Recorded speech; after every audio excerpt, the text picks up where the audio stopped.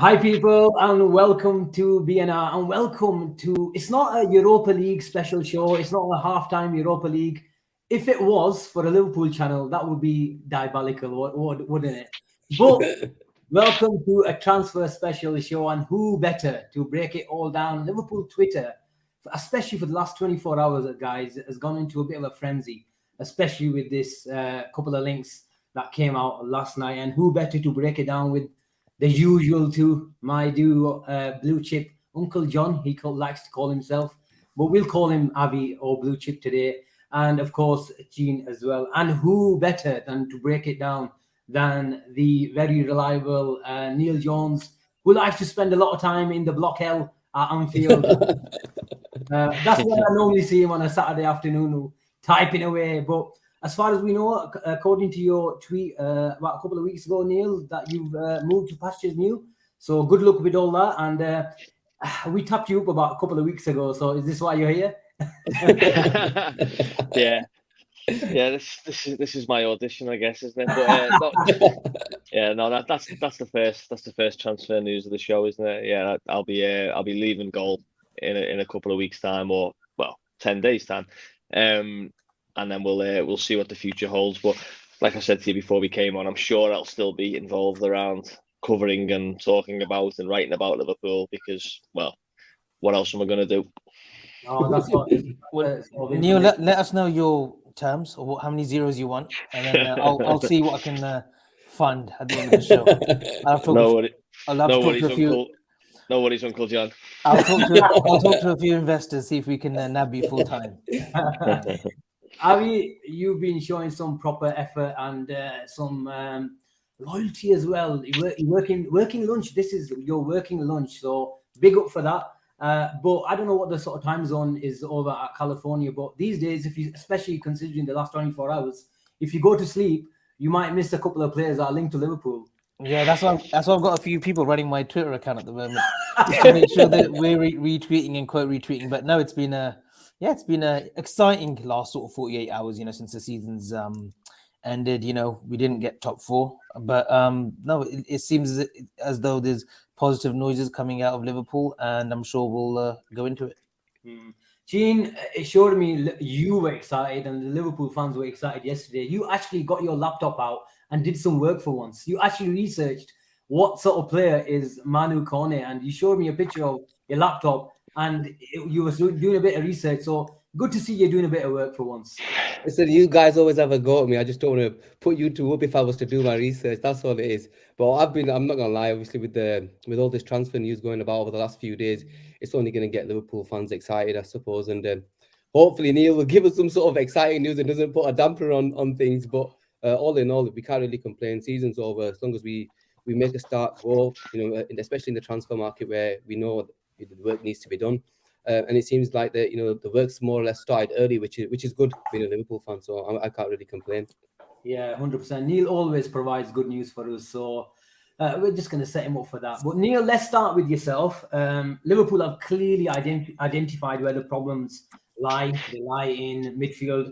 We've been sort of talking about it all season. But the last couple of names, we'll start with the lad who probably has said goodbye, judging by his last day goodbye and tears in front of the Brighton fans.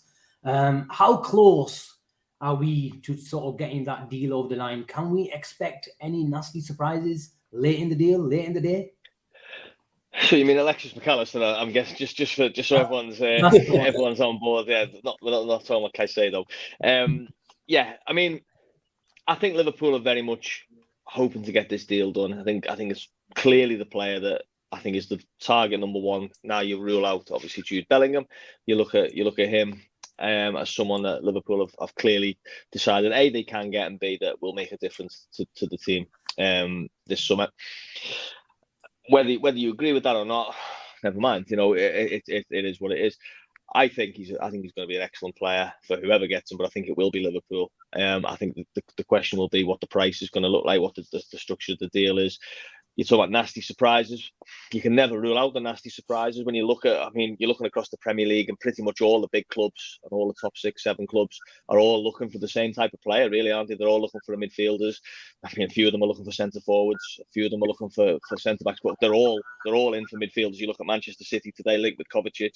Chelsea, anyone really that they'd like to sign. Arsenal clearly want midfielders with Declan Rice and people like that, like Caicedo.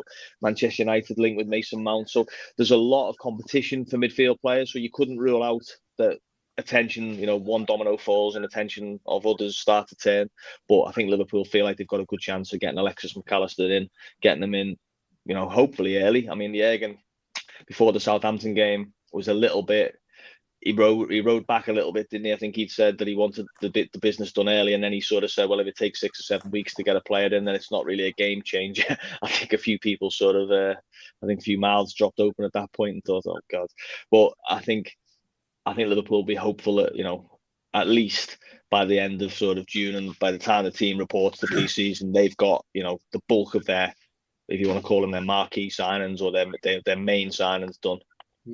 And just sorry, as just coming on this, is this where probably coincides with this? Is this where Jurgen Klopp's sort of pull is really important? Because we've seen it with Brendan when we missed out on top 4. Our targets were they weren't like of top quality, and he still spent a fair amount of money leading up to his sort of dismissal after that Everton game. But fast forwarding a few years now, this is where really like Klopp needs to be persuasive with these words, and we know that he's got that pulling power, hasn't he? Because we haven't got top 4 football. Yes, Liverpool's still a grand name and it's still got that prestigious name to it and the history behind it, but it's really the players and the players' agents and the fathers who are getting involved, as we know in recent weeks. It's really about, what Klopp brings to the table, isn't it now?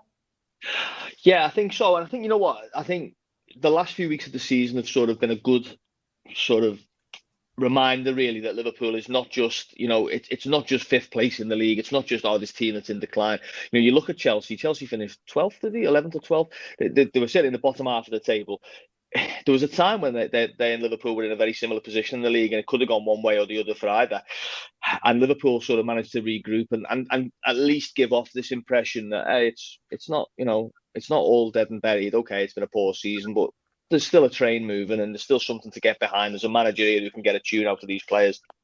There's players here who have still got a lot of ability and a lot of quality behind them, even if they haven't shown it. So I think that helps. It's not a question of, if you're talking about falling out of the top 4, and if you think about Arsenal when they fell out under Wenger, that felt like a sort of another example of a team that's sort of going the wrong way, didn't it? I think this still feels at the moment with Liverpool like a bit of an anomaly, a bit of a just a bad season that they've been punished for. And look, they were only a couple of silly with defeats away, weren't they, really, from still getting in the top 4. And we can go back and talk about all those games that Liverpool should have won or could have won, and we're having a different conversation. But I think the good thing about Liverpool's recruitment, and it maybe isn't the good thing with everyone else, is that they haven't traditionally recruited from teams where it's been, well, how do you get a player out of Real Madrid or Barcelona and convince them to come to the Europa League? You're convincing players from Brighton and from Wolves and from Southampton and wherever previously. So I think Liverpool will still feel like they can do a lot of the things that they've always done in the past, even without Champions League football. It might just be a case of, potentially some of the figures are a little bit lower, or some of the the range of signing that they make is a little bit lower. But I heard Jürgen saying that he said about Salah, I think it was, he said if any player came to him and said that he didn't want to play for Liverpool without Champions League, he said I'd drive him to his next club. Yeah. He said in the past, if any player says to him in negotiations, I don't want to play for you because you're not in the Champions League, he'd wave them goodbye. So I don't think Liverpool are in a position where they're starting to get shocked by oh, this player doesn't want to come, or that player doesn't want to come, or we can't afford that player. I think they're quite, their eyes are quite open. But Neil, just on that, what do you think happened with the Mason Mount deal? There's a few reports that Liverpool backed out, or some people say that, he just wanted Champions League football. So where does that fit in what you just said? Yeah, well, I mean, again, it's a player who's got a lot of options. Arsenal. I mean, my colleague at Gold, Charles Watts, reported Arsenal's interest in him, and Manchester United, obviously, still. I'm guessing Chelsea would still quite like to keep him, although it looks unlikely at this moment in time. And Liverpool were obviously in there. I mean, possibly that is the deal swinger. But you've got to remember, I mean, we're on a Liverpool podcast and we're talking about Liverpool, and we always will put Liverpool on the pedestal. But Manchester United, if Manchester United come for a player, we don't like to say it, and I'm sure the comments won't appreciate it, but that's a pretty big sway as well for a player. We can't expect every player to sort of just go Liverpool. Some players want Manchester United, and listen, if I'm talking about Liverpool giving off a good impression and where they're going and the direction they're travelling, I think you've got to say the same about Manchester United. They're getting to finals, they're back in the Champions League, they've got a manager who seems to have, found a little bit of a formula for success where others have failed, albeit early days. They've got some really good players. They've got the fan base. They've got a lot going for them. So I think that maybe has just come into the equation. That maybe Champions League football was just another factor in a decision. But I think also it feels a little bit like Mason Mount's just been lured by another big club, which can happen and has happened in the past, and I'm sure will happen again in the future. Gene, Ben asks, was Mason Mount a smokescreen for someone like in the likes of Kone and Thuram? And this sort of segues into the point of a new sportsman who's just come in. And apparently he likes a different kind of approach. We've seen Michael Edwards, Julian Ward have a different approach. Sometimes Liverpool have signed a player that's just literally been popped out in the last, someone like Neil Jones has reported, 24 hours before, and then he's in the red shirt. Someone like, George Schmatek, is that good enough for you, Avi? Let Neil have a go at it, because I've butchered his name so many times. Neil, what's his last name? How do you pronounce his last name? Jörg Schmadtke. Schmadtke. There you go. Schmadtke. Yeah. Not bad. I mean, to answer the question, I think the question, it's an interesting one because they're not the same type of players, are they? That it's not a question. You wouldn't go from Mason Mount to Manu Kone and Kefren Thuram in terms of style wise. You wouldn't say, okay, well we wanted that type of player. We can't get Mason Mount, so we'll have them. They're different types of player, aren't they? And personally, I'm a little bit skeptical of the two links, in the sense of not skeptical, more sort of surprised at the two links, because I think Liverpool need and wanted something a little bit more bang on, reliable, sort of what you're getting. These are players with potential. These are players with obvious sort of upsides in terms of if you can get it right. But there's still questions over whether we can get it right. I mean, you're talking about a guy coming from Nice and a guy coming from the Bundesliga, obviously, and I think it's potentially a different if they happen, it means there's been a different strategy. It means there's been a different identity of types of player. You're looking a little bit more Fabinho-y sort of replacements, aren't you? Whereas I think with Mount, Macallister, with Ryan Gravenberch, with people like that, Mateus Nunes, you're looking at more Henderson sort of replacements, that kind of player who play more in the sort of the wide midfield, the wide of the midfield three, the eights. So I would be interested to see if either of these two was to come to fruition. I've not heard anything to suggest that they're sort of as close as maybe it's been made, but definitely in Thuram's case, I think it's a player that you look at his age, you look at his skill set, you look at what he'd probably cost, the upside, like I say, with potential. I think he's certainly one that's on Liverpool's radar. Kone, I'm a little less clear on, to be perfectly honest. I couldn't tell you too much about that one, but I still expected, and I still probably do expect Liverpool to go for something a little bit more nailed on, if you like, in terms of going straight into Liverpool's first team. There's still quite that's why I've got a bit of a doubt about Lavia, for example, at Southampton, where I think he's a fine player, real potential. Age of him looks like a player, doesn't he? I know he give a goal away on Sunday. I saw a few people joking he's already got his first assist for Liverpool, that kind of thing. But does he go straight into Liverpool's best 11 straight away on the first day of next season? I'm not so sure. He might do, he might not do. I think Liverpool want a couple of players who go straight into Liverpool's team for the first game of next season. I think that's what they need. They need the Alisson, Van Dijk, that kind of signing. That's bang straight in, and your first 11 is instantly better. So we'll see. I think Macallister does that. I think one more is needed. But you mentioned, everyone's like, you mentioned somebody like a Macallister. Then we're talking another player that's gonna most likely gonna cost quite a bit of money, Neil. And of course, Mason Mount, it made sense. He was English, he's prem proven, 1 year left on his sort of contract. You know, the 50 million pound mark, it made perfect sense.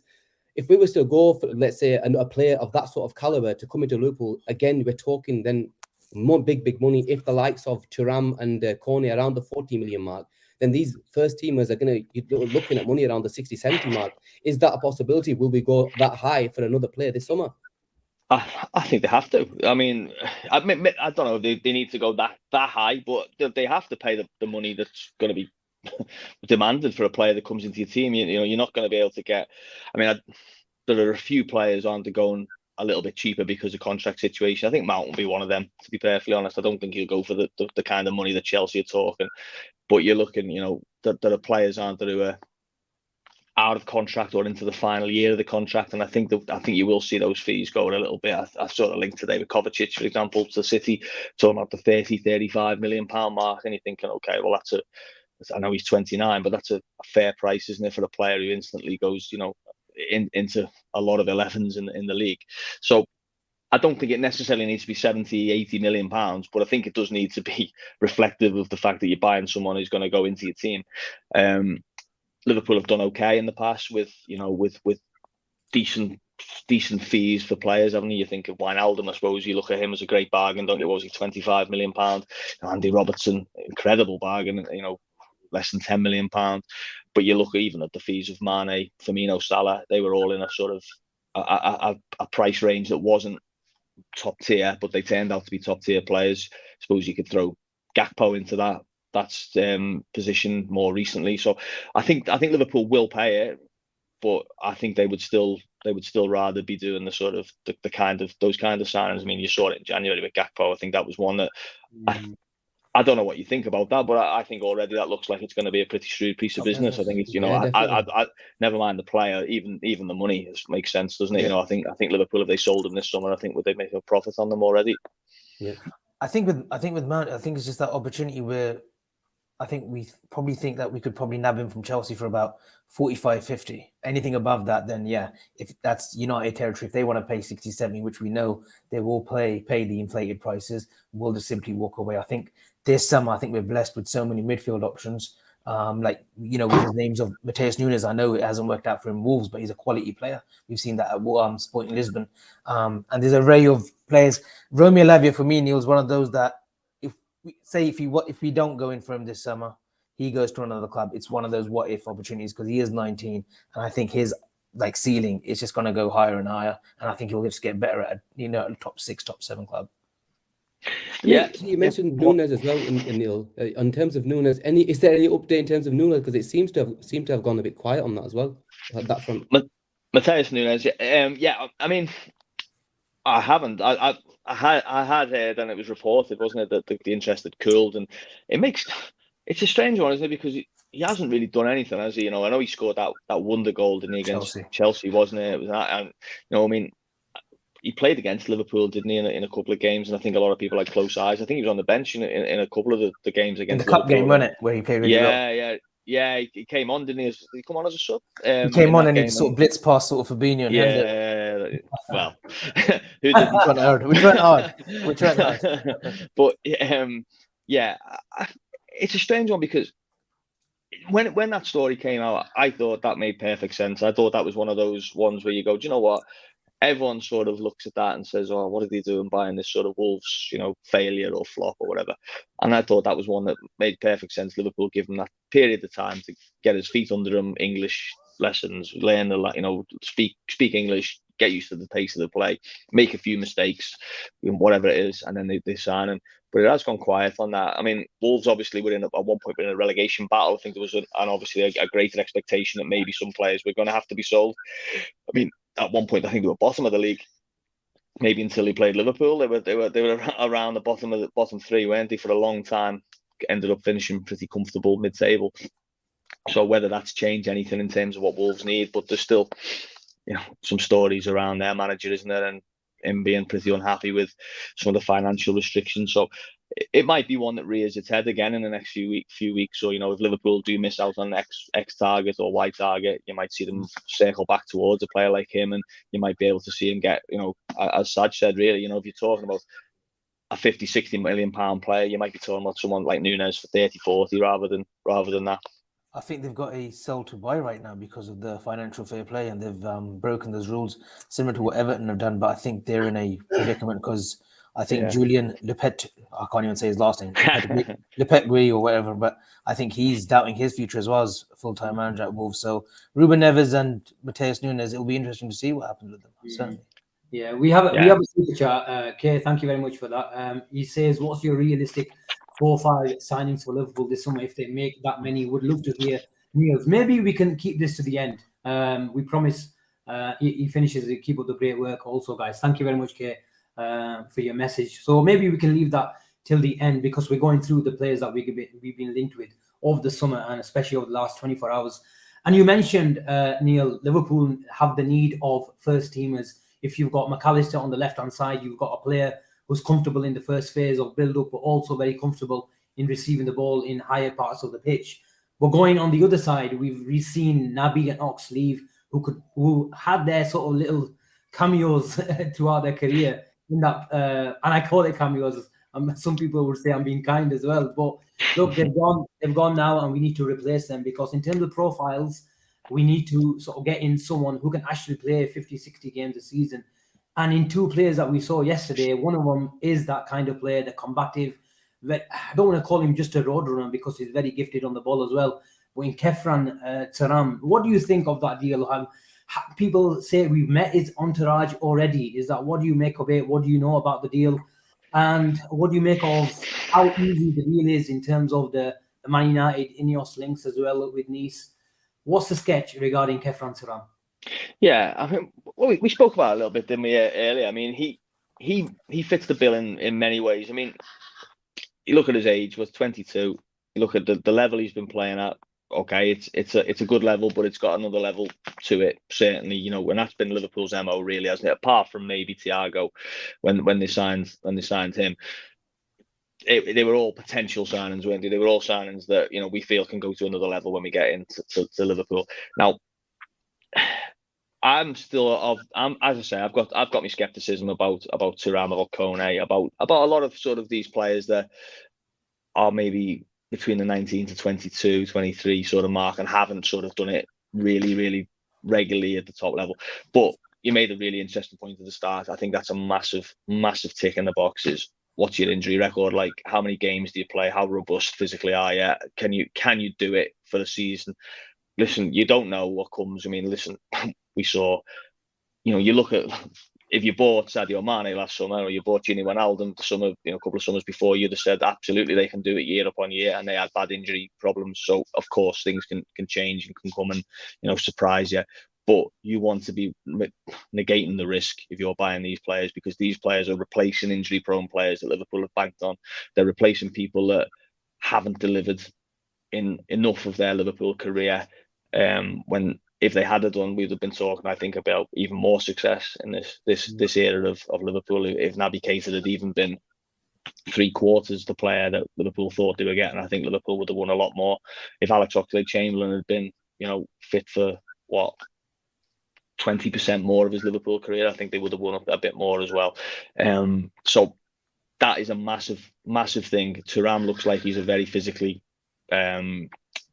capable player. He looks like a very good footballer as well, but he looks like he's someone who can get about the pitch, can put a foot in, can win tackles, can drive with the ball, can pass the ball.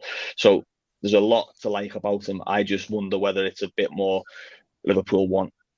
We know what we're going to get from our sign, and we know that we're going to get, Alexis Macallister, for example, who's had 2 seasons in the Premier League, doing it against the top opposition. It's not a question of, we need to bring him in and out of the team, or we need to sort of, give him a few months to settle into this new environment and teach him the way. We think he's ready to go from day one. I think that's what Liverpool need, at least with 2. If they were to sign 3 midfielders this summer, I wouldn't expect it to be a complete brand new midfield from the first day of the season. But I think if they're signing 2, I think at least one of them's got to go in, and probably 2. And just coming on this, I think Kone and Thuram, Yes, they look lovely on YouTube, and the few clips that we've seen of Liga and of Nice and Mönchengladbach, yes, they look great and pleasing to the eye. But the Premiership is a different kettle of fish, Neil. We've seen that with Naby, and unfortunately, his body just wasn't built for the Premiership. It was just a bit strenuous on his body. But players like Kone, 6'2", 6'3", I think Thuram is even taller. I think he's 6'4". Is that maybe, like you said, it could be like a change of tack strategy that we're going for more of the robust players, even though they both got a bit of flair about them. They can both be progressive with the ball and get strides, and just make strides within seconds. Is that maybe something that we're leaning towards? Maybe not in the same sort of aspect as the Gini, Hendo, and Fabinho midfield that worked so well during the successful, when we won the Champions League, the league.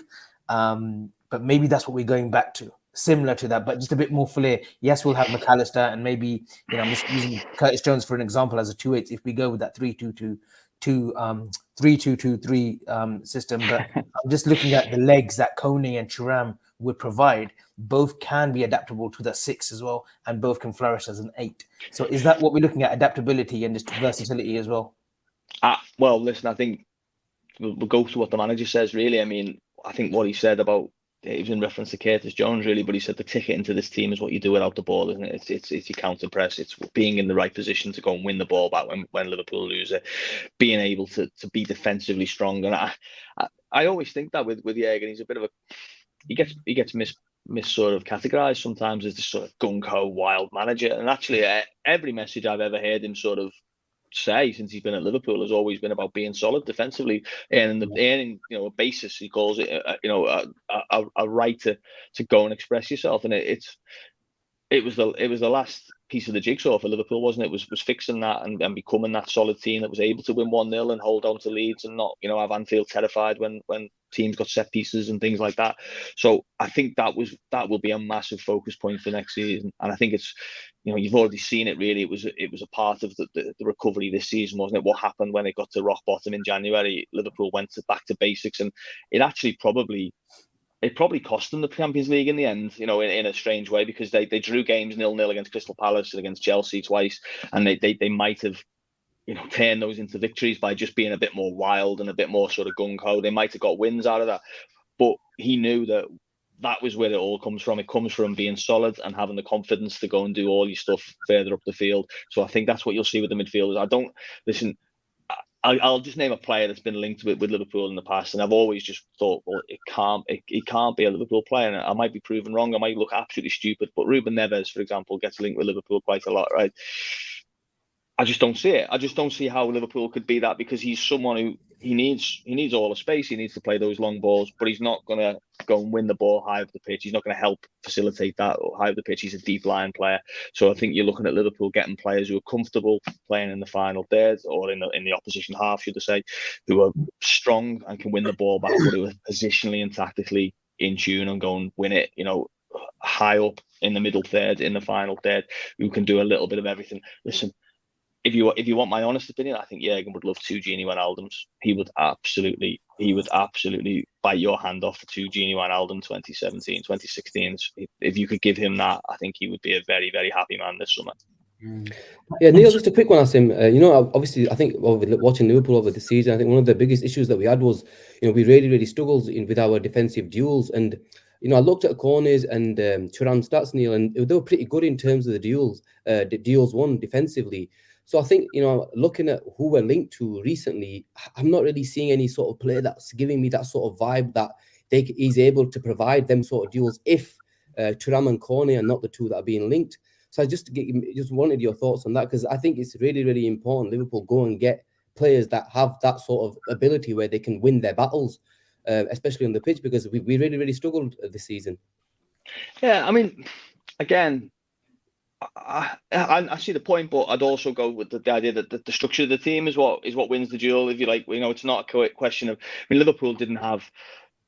You mentioned that midfield, really. Fabinho, Henderson, Wijnaldum, or you could have Milner in there, as a sort of fourth. I mean, Keita obviously was supposed to come in and didn't quite ever. He had moments in that, but it wasn't you wouldn't have looked at Gini Wijnaldum's stats and said, "Wow, he's absolutely dominating games. Look at that, the amount of touches he has, the amount of headers, or the amount of duels he wins."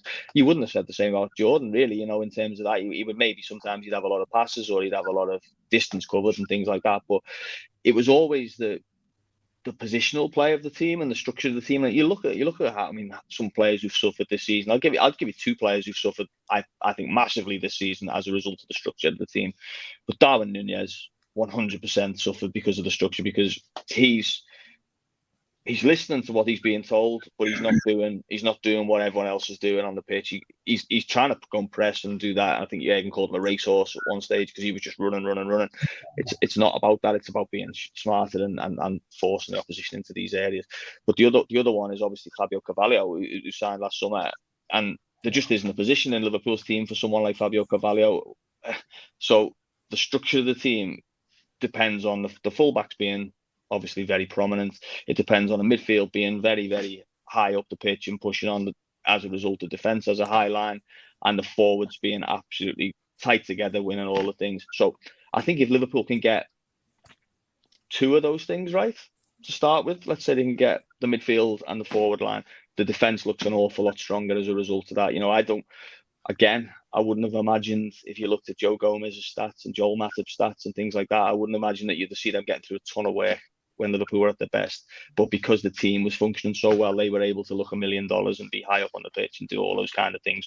So I don't think it's a question of getting in someone who's going to get through tons and tons of work and, be N'Golo Kante winning the ball here, there and everywhere. It's going to be more about getting players in who are positionally good and tactically good.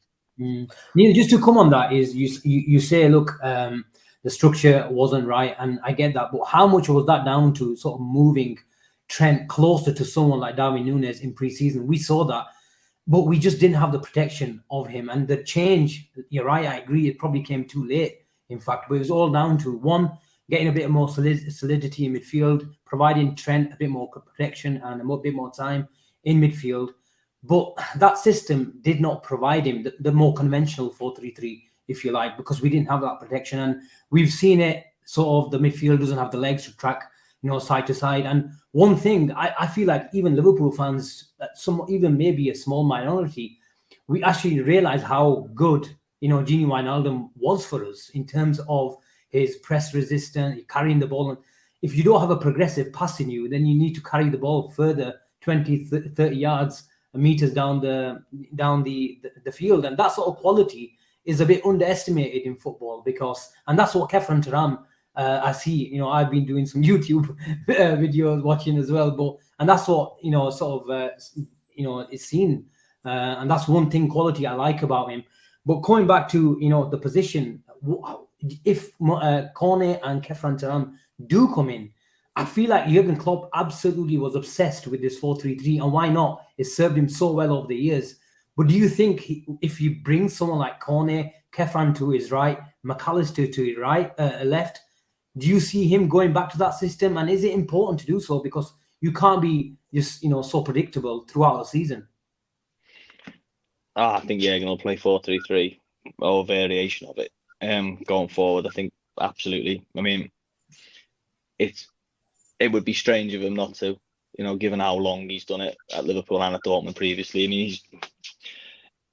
I get it. Obviously, at times it was a back three last season, wasn't it? I think the first time I sort of really, really noticed it was against Brighton in the 3-0 game in the league, where it was basically Andy Robertson playing left centre. I think Alex Oxlade-Chamberlain was playing left wing that day, and obviously Trent moved in with Fabinho, and Thiago was sort of almost as a number 10. But really, it always comes back to when they haven't got the ball, Liverpool look like a 4-3-3 team, don't they? They expect Trent to be in a certain position. They expect the midfield to cover the width of the pitch. And yet, like you said, that's been the biggest problem for Liverpool this season. They haven't been able to cover the width of the pitch. And whether that was personnel, sometimes Harvey Elliott playing in there, sometimes Milner playing in the early part of the season, he looked a little bit leggy, didn't he? And, ridiculous thing to say about someone. Listen, he's probably the fittest player of the team, but there's a difference between being the fittest player of the team and the sharpest player in the team, across the ground and across those 5 and 10 yard sprints. It looked at times like when I think it was a game, what was the game where he played Elliott and Bajcetic in midfield? Was that Bournemouth? Was that Bournemouth away? And he It might have been the by Brighton. Chett's job. It might have been the Brighton Cup game as well, where we lost. Yeah, I mean, it was times when it just didn't work, and he ended up going back to. I mean, the midfield ended up, I think, for a few games being Bajcetic, Keita, and Thiago ended up in there, and it sort of got a little bit back, but that's imperfect as well. So you could see that he was searching for this kind of run. I don't think it's any coincidence if you look at sort of the success of the last 11 games. Curtis Jones, 6 foot, doesn't give the ball away, can hold off a player, strong. Diogo Jota, a battler and someone who's willing to get, do that. Cody Gakpo in the side, a bit taller, stronger, can hold off the ball. You saw Elliott sort of sidelined and marginalised a little bit, didn't you? You didn't see as much as Tsimikas in the last sort of games of the season. It was like he went back to sort of tried and trusted and real sort of, physical players who can carry out those instructions. So I think they're huge. I don't see Jurgen going anywhere. So I don't ever see him playing with a back three, for example. 3 centre backs. You might see him moving to that when Trent drifts and that kind of thing. But I don't see a world where Liverpool start the game with Konate, Van Dijk, and Matip, for example. I just don't see it. You might see the odd game where they play with 4 forwards just because they want to get an extra attacker in. But even that's been hit and miss, really, hasn't it? I think when we've seen it used, I think we've all been quite excited sometimes when we've seen that on the team sheet, but I would argue that it probably hasn't delivered the kind of results that a lot of people maybe would have expected or hoped. So I think it will be some variation on the classic 3-man midfield, the forward line, obviously, and a back four. Neil, just coming in on this, obviously, again, midfield, and Moises Caicedo was talk of the town back in January, possibly last summer as well. Tony Bloom played his cards close to his chest, and he wasn't definitely going to sell him off to Arsenal in January. Reports are that there is a bit of a, what do they call it, a complex release clause of £80 million for Caicedo. And we talk about money and we talk about funds, and we haven't gone for Jude because the money doesn't make sense. But £80 million for a Caicedo, it makes sense to me. It makes sense to a few Liverpool fans. Does it make sense to you, or do you just think no? It's one that he may just prefer to go to Arsenal in a Champions League team, because he did write that sort of heartfelt letter, didn't he, on his Instagram saying, I would like to leave now, so please give me the chance. Yeah. So on the first point, it 100% makes sense to me. I wrote a piece, and it's not. I don't like writing these kind of pieces, but it was the hook of the piece really, and the goal, which was Liverpool are buying the wrong midfielder from Brighton. That's my sort of. It's not a question of Macallister not being great and whatever, but I look at Caicedo and I watch him, and every single time I watch him, I just think, oh wow, you are going to be some player. You are going to be a dominant midfielder in Europe, in the Champions League. And when you watch him when playing at right back in games and drifting into midfield, and you think he's got Trent Alexander-Arnold who plays at right back and drifts into midfield, and oh my God, if he had those two, that could just be the perfect sort of working relationship. You look at what can he do? What does he not do? Okay, maybe score many goals potentially, but okay, that's fine. Gini Wijnaldum scored 15 goals probably when he was at Liverpool, most of them important. Jordan Henderson's probably on less than, I'd imagine he's on less than 30 in his Liverpool career. That's in a decade or more. So you're talking about a midfielder who's 21 years of age, who's playing at an unbelievably high level, physically robust, versatile, passes the ball, wins the ball, strong, quick. Yeah, I think whoever gets him this summer is getting an absolute diamond. I really do. Massive fan of Caicedo. Massive fan of a lot of Brighton players, to be fair. I'm starting to look at Julio Enciso and thinking, how long before he's being linked? I'm looking at Evan Ferguson thinking, oh wow, okay, what's he going to look like in a couple of years' time? I'm looking at Estepina and thinking if Andy Robertson's starting to go that way, what sort of left back are you looking for in the future? I think Brighton are going to have some very interesting players over the next. Well, they've already got some. They're going to have some even more interesting players, I think, over the next couple of years. And I think a good idea might be to start looking at who they're scouting in South America, because you might be able to cut out the middleman.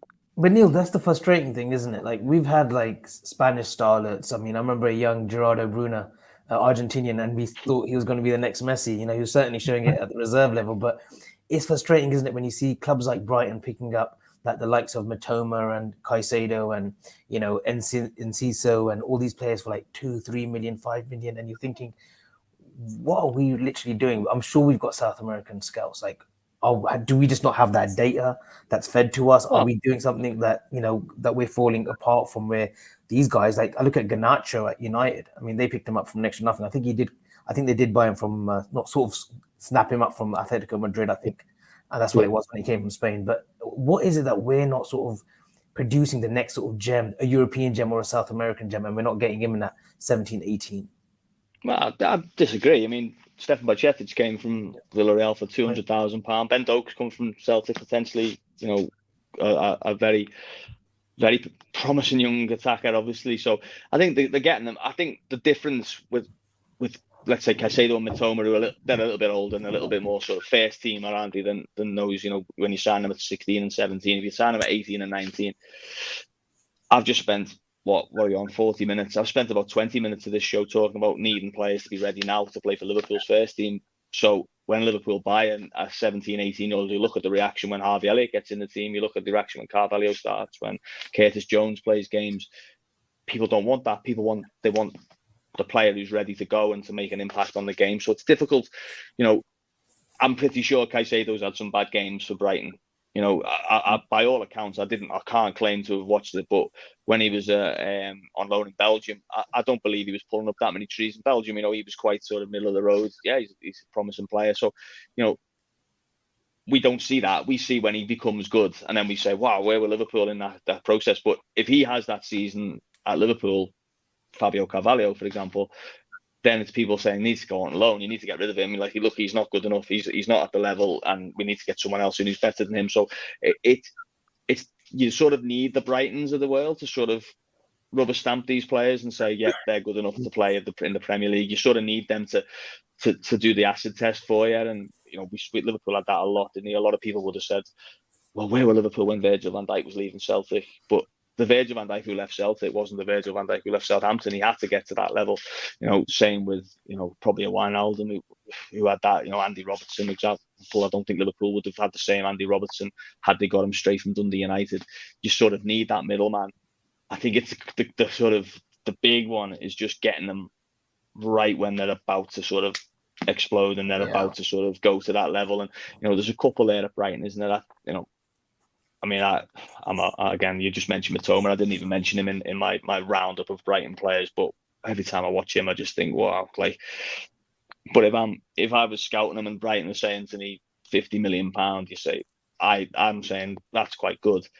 But I would also quite like to see him do it next season when the eyes are suddenly trained on him and people are starting to double team, and when some people are starting to sort of play their defence to cope with him. Does he handle it? So I can understand why clubs don't sort of just go bang and jump in straight away. Some clubs do. Chelsea, for example, and we've seen that with Mudryk, haven't he?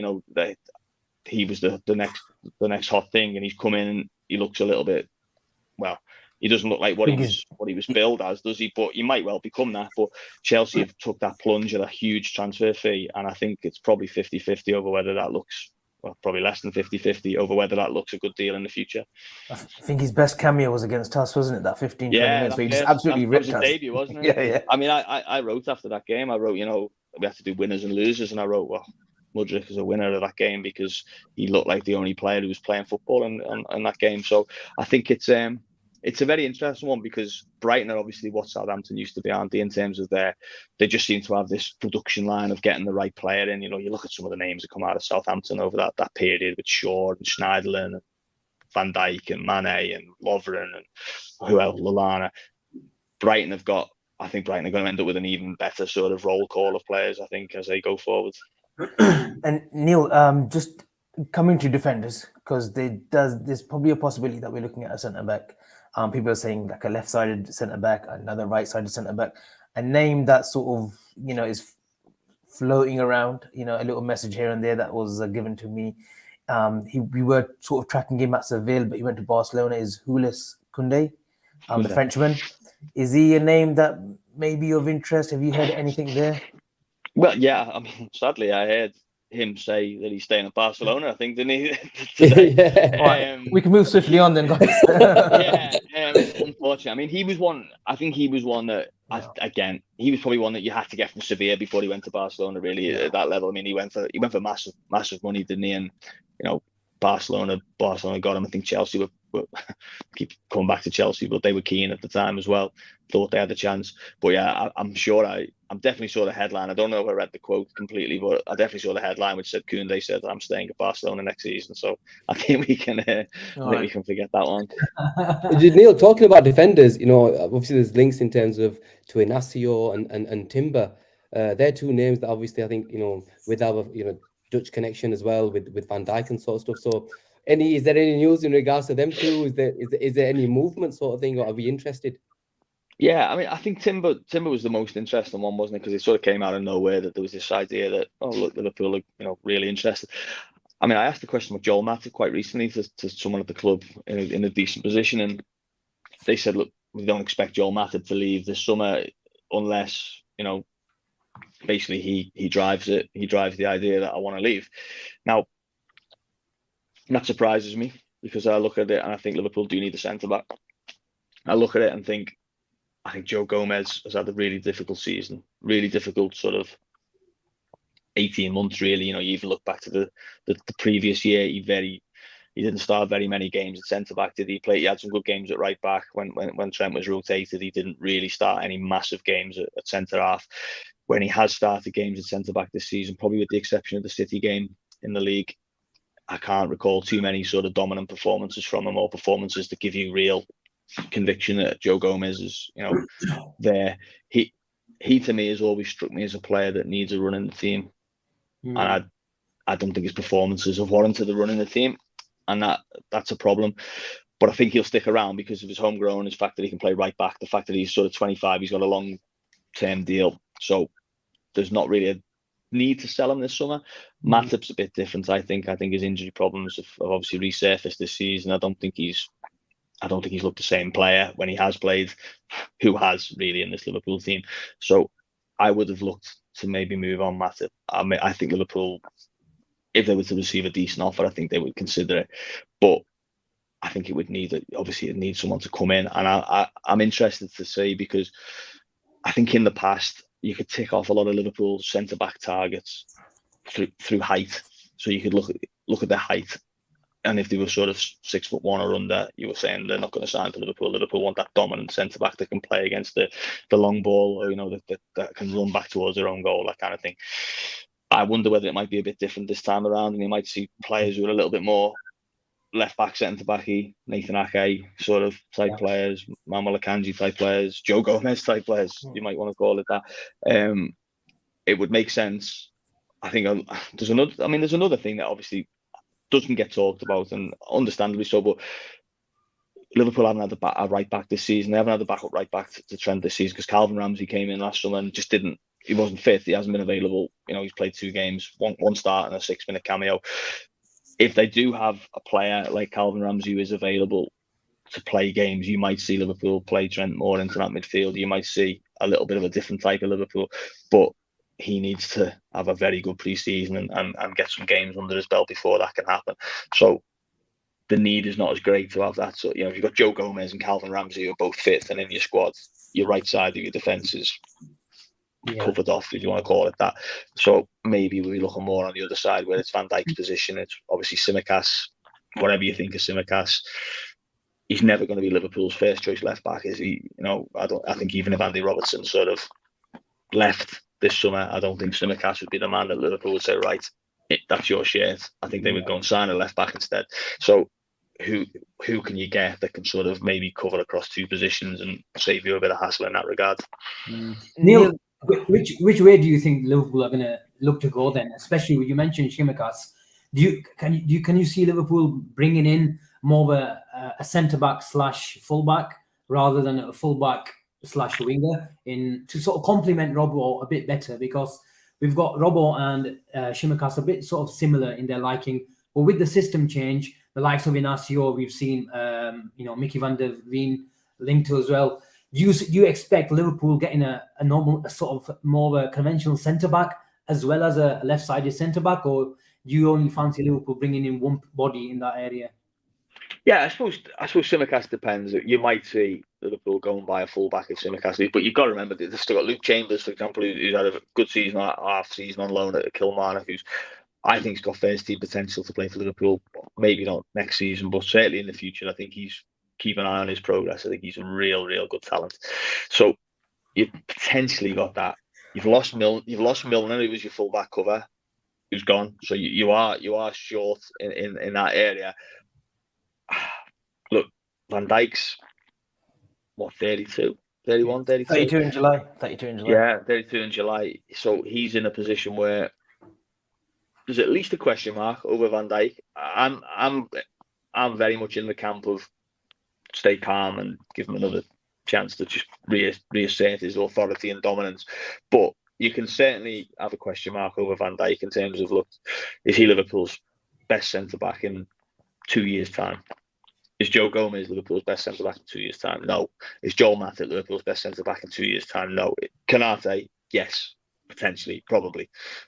But you want a little bit more, don't you, going forward? So I would expect to see Liverpool, if not this summer or January, certainly next summer. I would expect Liverpool to be in for what you would call a sort of a top centre back. Josko Guardiola, Antonio Silva, Inacio. I think Liverpool would love to sign Levi Colwill if they could this summer, but I don't think they would be able to. Yeah, Chelsea player. But well, he had pictures of CG in his room, judging by that video on Twitter today. Didn't he? Yeah. Is that right? Yeah.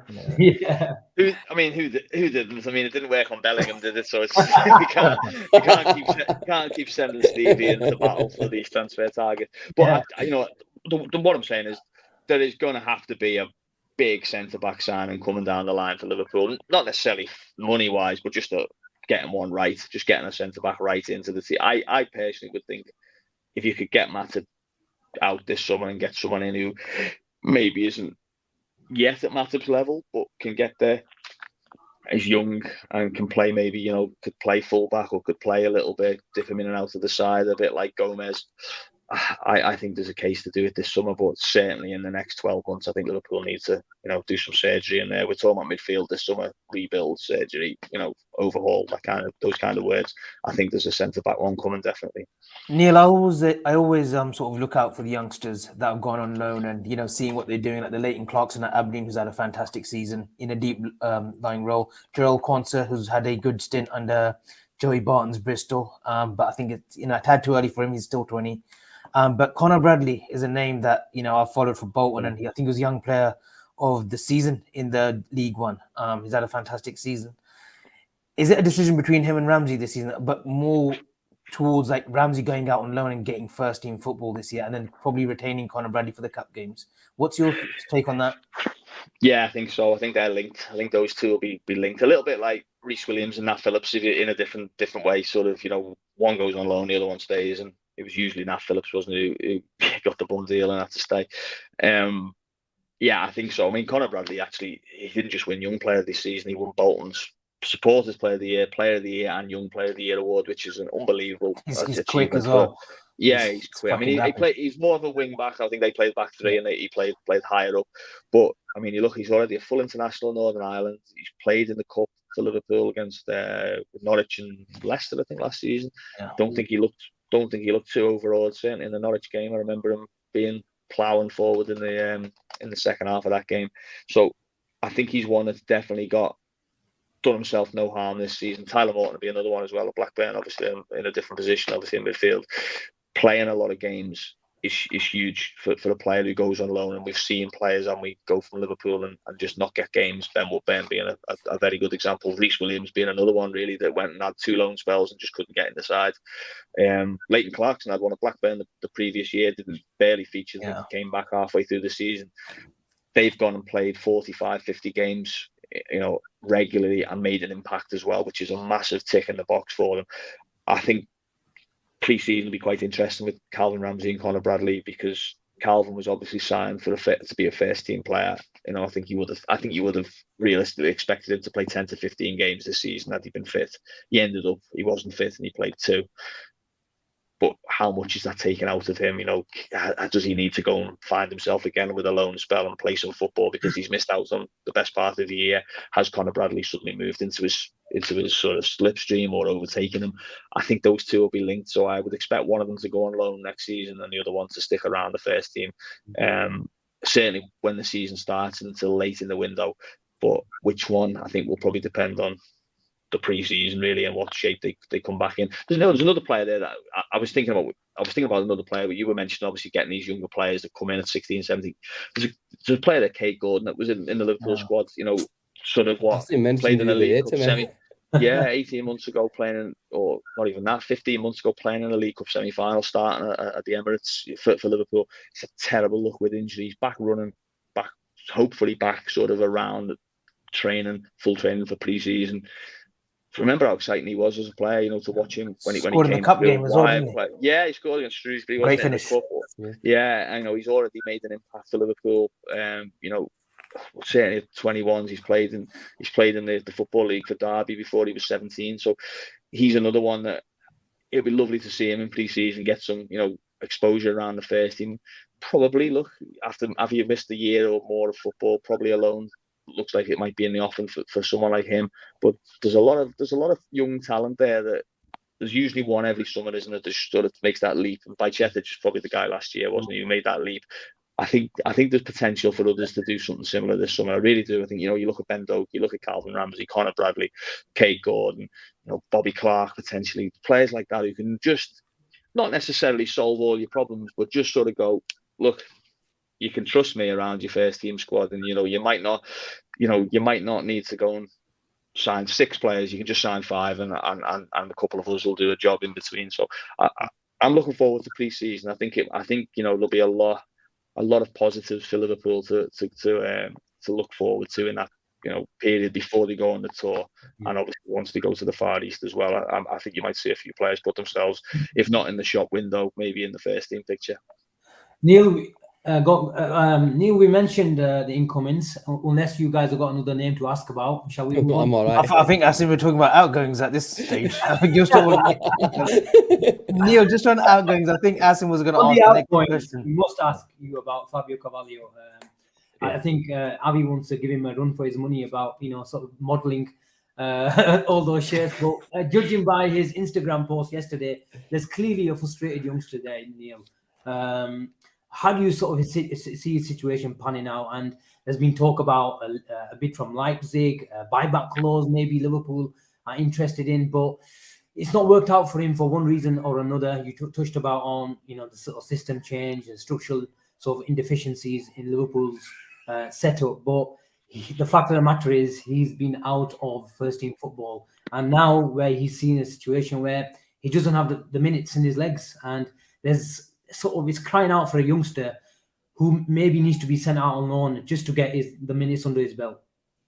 Yeah, I think so. I feel a bit for Fabio, you know, and I think there'll be a lot of people who wonder, oh, there must be something more to it, really. But I do think it comes down to the right player potentially, and just at the wrong time for Liverpool. He just arrived at a time when I think Liverpool were clearly trying to move a little bit into that position where they were going to have a Darwin Nunez who runs in behind and stretches the game, and maybe you have a few more, you know, to use a modern phrase, and forgive me, I don't feel comfortable using this phrase, but you're a few more ballers in the in the sort of in between the lines. You know, you have your Elliots and you have your Fabio Carvalhos and you have your Luis Diaz and whoever else coming in off the wings, and it just didn't. The season just didn't go as according to plan, did it? It just sort of got away from Liverpool, really, and they were always chasing it, and they were always under pressure. They were always trying to find this sort of solution to a problem, and it became a bit like whack-a-mole, where one problem would be sort of, right, okay, yeah, now he's back fit, but then all of a sudden he's injured, and oh god, now we can't score the first goal in games, and oh god, now we can't defend set pieces, and oh my god, now we can't run. You know, it was felt like there was just no sort of momentum in the season, really, and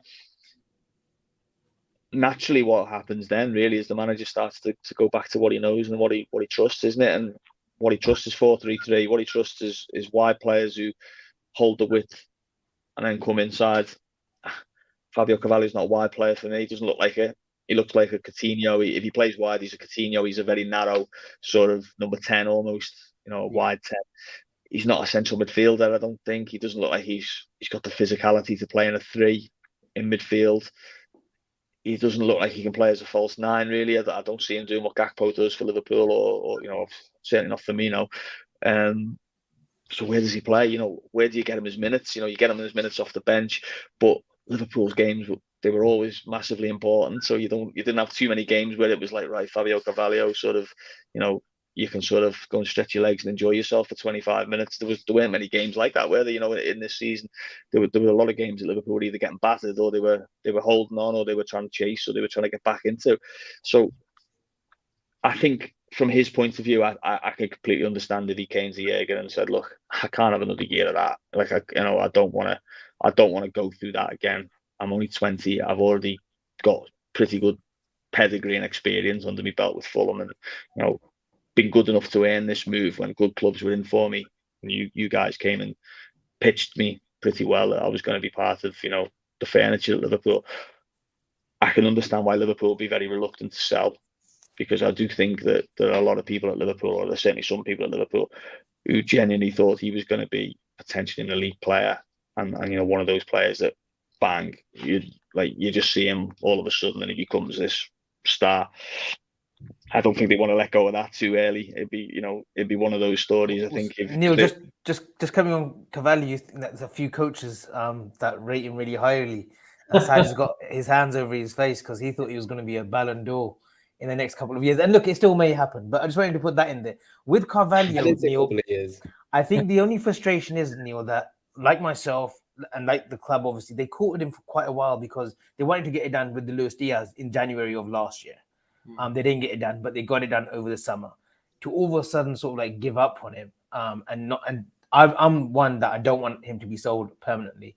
Go out on loan, go and go out, play a year, Germany, wherever it suits you, come back, and then we'll assess. But I think the general fear is that there could be like a buyback option, which we've never sort of activated. With Ryan Brewster was one example, but obviously he's had terrible injuries, but that buyback just never sits well with me. Once he's gone, he's gone. I hope that's just not the situation with Fabio here. Well, Neil, just to mention that, do you think it was a flip signing then from the outset? What, you mean they wanted to sign him to sell him? No, I don't personally. I mean, I know a little bit about the sort of obviously Julian Ward led a lot of the sort of excitement around signing him, and I know that they felt that he was going to become a real sort of asset to Liverpool, but probably an asset to that Liverpool. Yeah. If he came in that January, I think he would have been a fair asset, to be perfectly honest. You're looking at, I mean, you'd have probably seen him coming on in the Champions League final. You'd imagined if you're 1-0 down to Real Madrid in that Champions League final, you probably would have seen Fabio Carvalho come on in the game. The games, the way Liverpool were playing, the sort of type of games they were getting involved in. You looked at the impact someone like Minamino had in that season, and that kind of Divock Origi. You could easily imagine Fabio Carvalho having a similar impact in as a rotation player. All of a sudden, that Liverpool was gone, and it was replaced by this new Liverpool, and everyone suffered. I think he suffered, and I think the question is, as Uncle John Henry says, are they going to give up on him? Are they going to sort of, say, look, no, it's just not, it's not for us? Or do they find the right club to go and take him, the right manager, where he's going to play and he's going to get some confidence? And then you can review the situation in 12 months' time. And you might just have a player on his hands who's proven that, hey, you were chatting absolute wham. I can play left wing in the Premier League. I can play centre midfield in the Premier League. I can play as a false nine. He could go and prove that with a bit of confidence. You never know when a player gets a run of games. There's been a lot of players that have surprised me down the years where I've thought, nah, not for me. And then you watch them a few more times, and when they've got a little bit of their tails up, and you watch them when they suddenly grow a few inches, and you see them, they like getting stuck in, and they want to knock people off the ball, or they want to shoot on sight and that kind of thing. It is definitely possible with someone like Carvalho, because if you look at his technical qualities, you look at the smoothness of the way he plays, and the way his balance and his ability to dribble, it's all very high level. It's just about finding a team that's going to allow him to use those skills. I don't think it's Liverpool at the moment, unfortunately. Gene, we were discussing this yesterday, didn't we? Because Liverpool, and as Neil touched on, he reminds you of a bit like Coutinho, but we don't play with a 10. We don't play with a 4-2-3-1. He doesn't really have the physicality, and that's why probably Curtis Jones is ahead of him in that 8/10 role. He's not a wing. He's not a player that he's going to beat you on the outside if he's playing really wide, just like maybe Jota or Diaz or even Nunes on that left wing. So has this sort of player become extinct? And I know, like Neil, I agree with Neil, that I don't want to rule out a player so young, but has that lot of sort of number 10 become extinct in the modern game, like an Ozil, a Coutinho, even Dybala, who scored tonight? He did well for a short period of time at Juve, but he hasn't really set the world alight. So has that player sort of not really going to fit into the modern game where, someone like Odegaard has got the sort of dynamic sort of play to it. He can roll his sleeves up. He's got the physicality. Physicality. It's a different type of physicality, but he can roll his sleeves up. Maybe that doesn't suit the likes of these sort of luxury players. Yeah, look, I'll be honest with you, Asim, like you mentioned, we discussed it, and there isn't many teams now that play with let's say a traditional 10. Player, I think now is you have got to be good enough to play in the 8 and the 10 sort of position, because a lot of teams are playing with 2. I look, there is, like you mentioned, the 10 Carvalho. Look, I think like Neil mentioned, everything that I've seen of him, he looks like a brilliant footballer.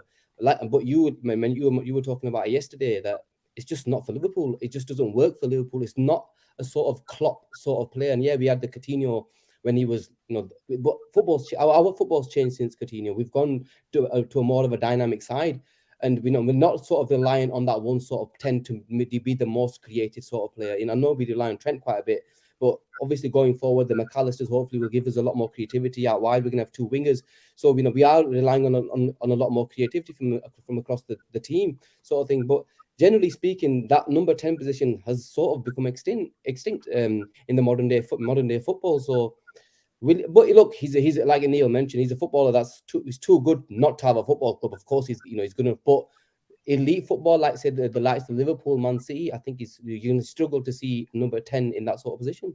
Yeah, I think you agree with that. Let him go out on loan, get the confidence back, and come back a much better player. Neil, we're going to go into extra time, continue with the show. We will let you enjoy the penalties for the Europa League. Yeah, extra time, 1-1. Is it 1-1? Yeah? How much time? Yeah. Oh, it's only early in extra time, so you got half an hour. Okay. Neil, thank you very much. Get it finished and get ready for penalties. We've gone actually into Fergie time ourselves.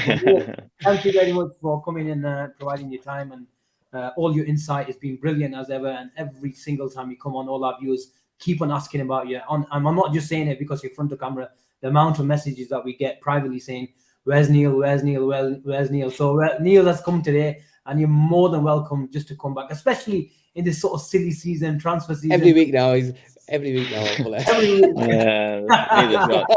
Negotiation period. Job hunt, Nana. So yeah, absolutely. Liverpool have got George. We've got Uncle John to do our negotiation. Yeah, well, thanks for having me, guys. I really appreciate it. Thanks, mate. Thanks. Have a good one. Take care. Cheers. Ta-ra. Angie. Listen, I just want to make sure, Gene, when you were searching Thuram, you were searching for Kefren Thuram and not Lilian Thuram, yeah? Please, dua kar, yeah, please. come on, Avi, man. No, why are you having a laugh? Why are you wearing a Galatasaray top? Like, I know Graham Souness. Galatasaray are my Turkish side, and they won they actually won the title yesterday. This Harami has teams for every country that he goes to. Yeah, leave me alone, man. Leave me alone. The champions. Listen, this is the only flipping thing that I've won this year is the bloody. Actually, I won the World Cup with the Argentina. Anyway. Yeah. Okay, look. But he was supporting Argentina, but he was also supporting France in the same final. It's guy, man. Honestly, what you like, man. Honestly. That sounds like Gene. Best of both worlds, isn't it? Well, look, let's digest it all. What do you make of it, Avi? Should we be optimistic about what's going to be coming in the next couple of weeks? Are you still on lunch, by the way? You're looking at your watch. No, I've got a meeting, man, but that's okay. Look, we've got to be optimistic. Neil, gave us some positive news in regards to the club. Macallister hopefully gets done. Thuram, look, I've said to you guys before, I said it 8 days ago, Thuram, from what I know, a bid did go in. Got rejected at first glance, 50 million. They want a little bit more. Let's see where that takes us. Kone, I'm not sure what that is, what's going on there. But yeah, and the name that I got given today as a centre back option was Jules Koundé. I know he came out with a statement saying, "Don't believe everything you read," but there's rumours that he's unsettled, and Barcelona need to raise funds. And he's one player that they could probably part ways with. He fits us right back, centre back, quick. He's a little bit small, but he's a phenomenal defender in my eyes. So Koundé would be one that would definitely be sort of wanting at my club. Look, I think Asim, I've got a question. Yeah, Neil mentioned. Before you ask, Gene, I think it's only right if we put all these super chats on screen. Yeah. The reason why I didn't do it is because we were covering these questions already. One probably the case question I forgot to ask Neil, which sort of 4 to 5 signings he thought he'd come to Liverpool throughout the summer. I can pretend to be Neil then. Okay, Uncle John, what's realistic? 4 or 5 signings for Liverpool this summer. If they make that many, would love to hear Avi's thoughts. Keep up the great work, guys. And let me just put the deal to as well. Fitzy, thank you very much for your super chat. Any news on the outgoings? Love the work and good luck, Neil.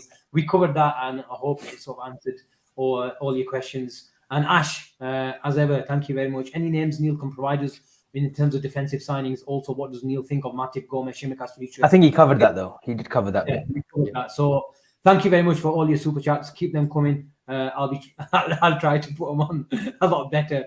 But Avi, sorry, Gene, you were going to ask me a question.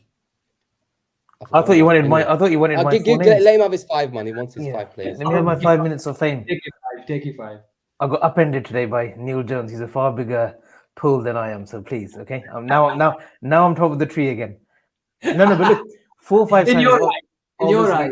Obviously, Alex Mack. Alex Mack is a realistic option. I think Thuram.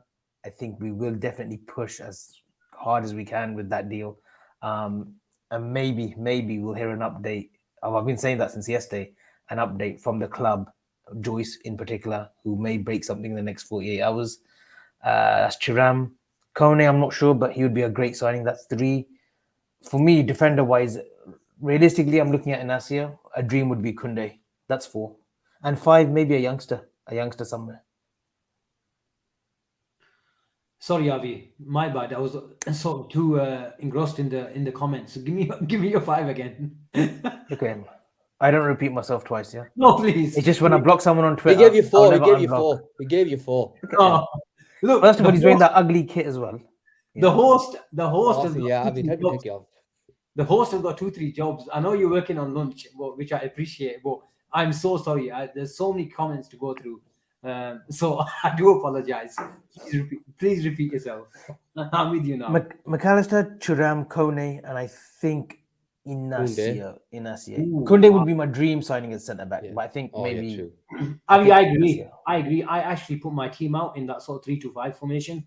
I had Thuram in the 8, although I'm not skeptical, but a lot of people who do watch him a lot more than me say he's a half space player as well as a box to box as well, where he can play on the right side of midfield, the right RCM role as well. But then I'm thinking, does Macallister go there?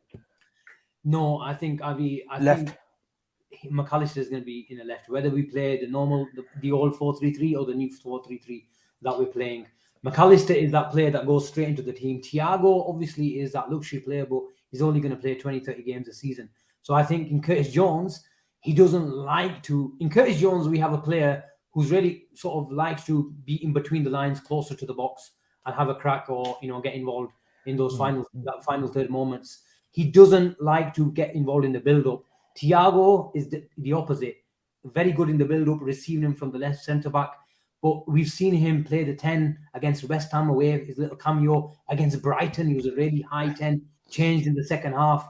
He doesn't like it. Maybe he's too sort of old for that now, where he likes everything in front of him.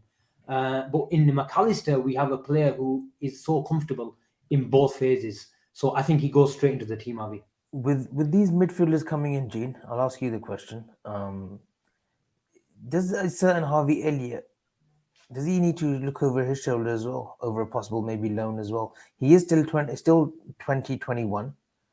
Is he one that we would look at possibly loaning at? Because look, he'll want first team football unless he's being groomed to be that right-sided forward when Salah sort of needs a rest and whatnot. Look, I think we'll keep him just because of that position, Avi, because we don't actually have a replacement for Salah. right now. I know Ben Doku, like Neil mentioned, he's probably one, but he's a bit too young to come in. So he's probably going to stay because he's one player that can sort of play that position.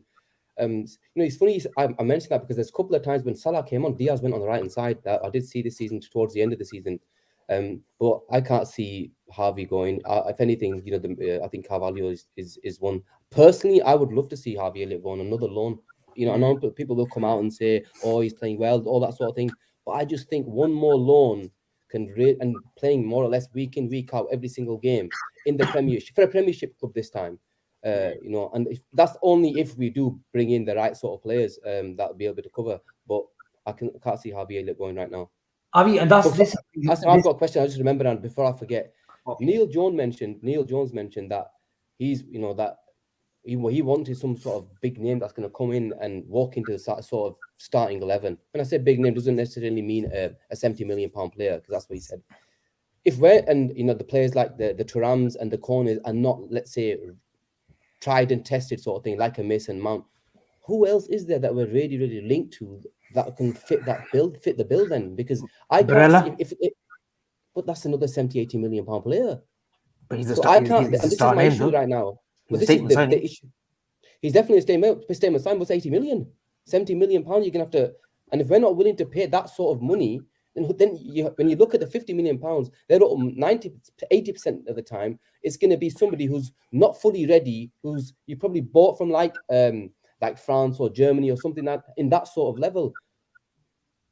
Isn't there unless that, we go and spend stupid money? What's he called? Wirtz. You like him? I love that player, man. He's brilliant. He's brilliant. He's more of a 10, but he's a brilliant footballer.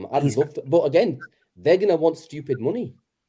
Talking about Avi, the right side, and Harvey Elliott, I don't think Harvey Elliott is good enough for that role at the moment. And then when you expect him to cover for Salah, I don't think he's a wide winger. Can't be a man on the outside and doesn't get enough assists and goals. And especially covering Salah, it's a big act to follow, isn't it? I like the links of Kudus from Ajax.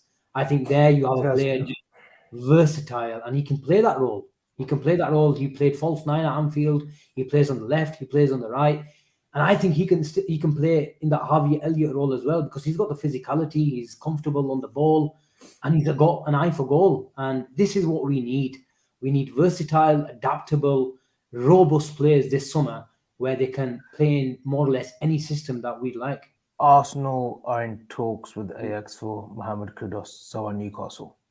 I thought I'd let you, even though this is a Liverpool channel, I'll give you a little insight that Arsenal are definitely in for Kudus. Why are we not looking a bit more seriously for adequate cover for Salah? If Arsenal are looking for someone, obviously they realise that they burdened Saka. Because we need to go and buy proper midfielders, and that's the simple. I think the prior, yeah. Replacement for Salah in terms of money. I think we think that we could probably get away with Salah having another fit season on the right hand side, and just if he does need a rest, maybe Cade Gordon can have a fantastic preseason. And then maybe like the likes of Diaz, Jota, Gakpo can operate on the right. No, he's not 17 now. He's been 17 for the last 2 years. Okay, 18, 19-year-old guy that's only played one preseason game for us. He's going to come in to replace your catalyst. He doesn't let me finish. It doesn't work like that. He behaved himself for the last. He behaved himself, yeah, exactly, and then he butts in. You mentioned Cade Gordon replacing Salah. What do you expect me to do? Be quiet. Just go and Google Lillian Thuram. Listen. Harvey Elliott, that's why Harvey Elliott, I think they can get away with another season, or maybe when Salah isn't playing in the cup games, they'll give Harvey Elliott a run on that right hand side. So let's see. There's plenty of options there, guys. I know Diaz is not a natural right-sided forward, but they'll probably do that here and there. We just do not have the same balance. We've been so used to having a left-footed on the right. Kudus is how much? Kudus would be how much? 40 million, we're saying? Yeah. Unless he's got a clause. 40 million in the comments. 40 million for Kudus? 45? I think so. Worth every penny, man. Bradley Bacola is a good player for Lyon. Very good player. Still young. Bobby's mentioned him a few times, hasn't he? Yeah, but I think another year in the French league. What about Ebriche Eze, Jean? Eze. I really like him, but I still have look. I've got slight doubts with him, but I do like him. I just look. I want us to go, and plus Eze, I think he's going to want to come in and sort of start straight away. I don't think he's going to want to come and not start. Who's the other kid who's got a good delivery on the left hand side with him? Olise. Michael Olise, yeah. He's a good player, man. That we could have got him for 7 million at Reading, and we bulked at that price. Yeah, and Bizarre mentioned, they will overprice him. We know what they did with Zaha. If they want money, they're going to want top money, and we're not going to pay that right now, especially for their boy wonder. So we can forget about it. Ashes Szoboszlai, he's maybe not for me. I like Szoboszlai, but not yet. He scores wonder goals, but we need to see it game in, game out with Szoboszlai, because he can definitely be a 20-20 man. He can definitely score 20 goals from the position that he plays in, and he should get more assists than he really is. So, Avi Atik says Elliot is still a kid, even though he's been around for a few years now. Another 2-3 years time is when we can assess him properly, in my opinion. Do we have that time? That's a fair assessment from Atik. So you're not going to go for Harvey Elliott like you normally do? No, I just think Harvey Elliott. Look, I'll stand by saying I don't think he's a Liverpool player, a Klopp player. But look, Klopp obviously thinks he can fit him in a midfield 3, forward 3. Let's see. Okay, I think that's the wrap. I think we've covered everything, guys. Are we expecting any action this week? Any confirmation of any signings? You two? You tell me. You're the ITK, not me. I'm asking you two. Are you expecting anything? Your blue chip. Your Jello, TK. In-house ITK, and you call yourself Uncle. Listen, I'm gonna call myself ITB in the bin. TK. after the Jude debacle is in the bin. But no, listen. Hopefully, let's pray. You two will both do your duas tomorrow or Friday. Let's hope confirmation of some sort. There you have it. Just have a thumbnail ready, Asim, for a show, because we may be streaming early hours of American time tomorrow or Friday. Will you send me the picture of the player that I can include in the thumbnail? Yeah, I'll give you about 4 or 5 plays. Okay, brilliant. Thank you very much for your time. I know Neil Jones was the special guest, but you guys are the bread and butter, the lone soldiers of this channel. And are we going to be doing a transfer daily? You've been talking about it for the last week. Are you up for it? Like I said, there may be one possibly tomorrow and Friday. Okay, we may have an impromptu. Is Across the Pond on this week? Friday. Okay. Yeah. We'll put something out on Twitter yesterday. Thank you. It's not yesterday. Tomorrow. Thank you very much, Fahim. Ahmed. That's not our Fahim, is it? No. That's Fahim Shah, our one. Brilliant. Ash sums it up. I think he goes, never seen so many green slippers before. I think Anfield Talk I've been tweeting every single sort of 5 minutes. The amount of green circles that I've seen, Romanos, Neil Jones, so many journalists. But honestly, plenty of discussion and plenty of transfer rumors to get through over the course of the summer. It's going to be one exciting summer, but we are told Liverpool are active, Liverpool are busy. So let's see who comes through the door at Liverpool. Avi will be back on Friday. As he sort of touches on, we may be back with an impromptu show if Liverpool do announce something, maybe tomorrow or Friday. But apart from that, thank you very much. Have a good night. And can you just tell people to like and subscribe, please? Because you never do this, Asim. You two always come in, join the show. So why can't you come in now and tell everyone? Yeah, because you're going through your spiel. Yeah, so you can interrupt. Make sure we like and subscribe. Come on, guys. We're giving you content now, regular shows. Gina's got his act together. He's actually appearing now as the founder of the channel. He's actually coming on the shows himself now, and he'll be hosting soon as well. See, he'll be hosting. I'm running the show. I come back and the guests start coming. When I'm not there, these guys, man. He'll be hosting soon as well. But let's just get to 4K, 4.5, 5K, 5.5, 6, 6.5, 7. Let's like and subscribe us, and we'll be sharing content throughout the next season and beyond. Thank you. Thank you very much. Take care, guys. Have we got enough time for the penalties? Has it started yet? Somebody scored. Somebody said goal. Yeah. For England. Brilliant. Have a good night, guys. Take care.